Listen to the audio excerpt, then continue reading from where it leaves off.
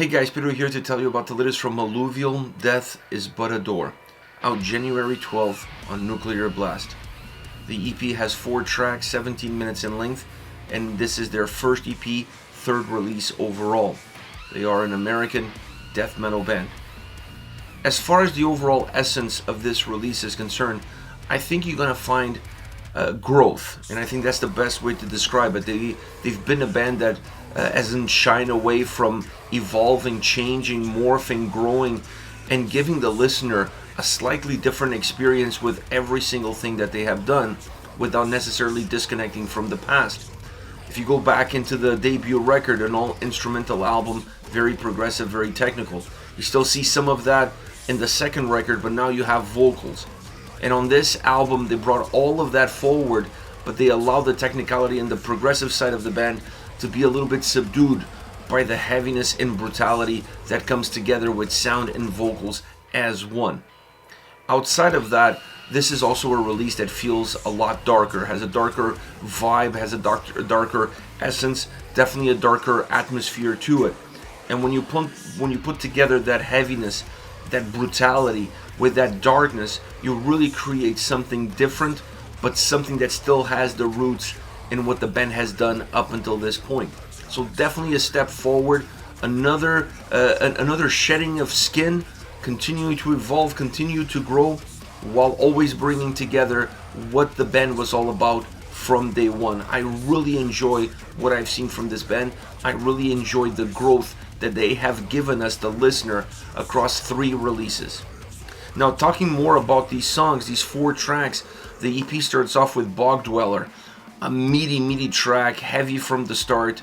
The vocals add a lot of heaviness to the sound, and also adding some layers to the vocals. It adds depth and definitely a little bit more thickness to everything that you're listening to. The sound, vocals, and the overall sonic experience of the track itself. It has a little bit of a stompy vibe to it. It's a song that doesn't feel super driven. It comes and goes. That stompy nature of the track almost makes the song feel even heavier. At least it gives it a little bit more of an emphasis on the aggression that the track has. It unleashes a great solo, and the solo comes across with this barrage of really heavy drums behind it. And I think that's such a cool way of presenting a solo that brightens up the song, that allows the song to breathe a little bit, but adding the drums behind it with that sort of heaviness allows the overall track to stay very connected, and allows that overall heaviness of the track to be very linear from start to finish. Pushing a more chaotic closing brings in a little bit of the technical side and the progressive side of the band into the forefront.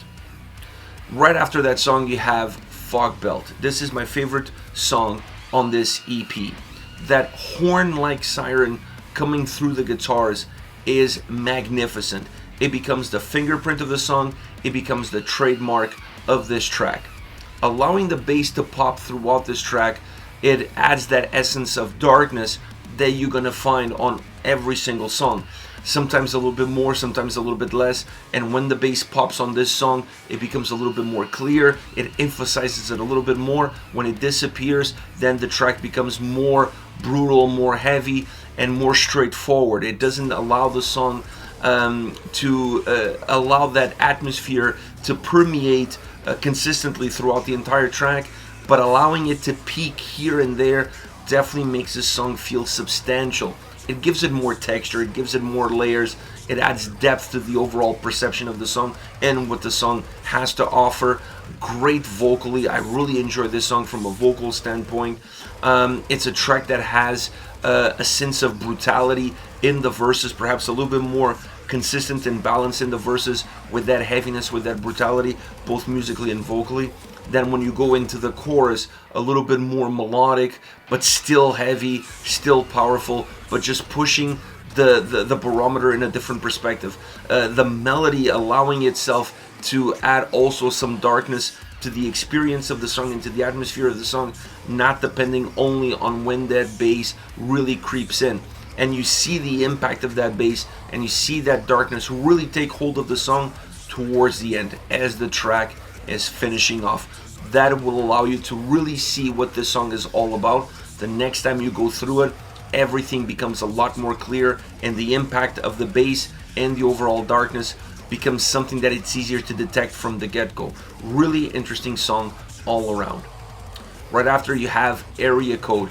This track brings a more direct approach, something that up until this point you really hadn't seen with this release. A song that it's driven but also very dynamic at the exact same time. Vocally, I felt like it was another great song because it had consistency, it had intensity, and it had perhaps a little bit more of an emotional drive.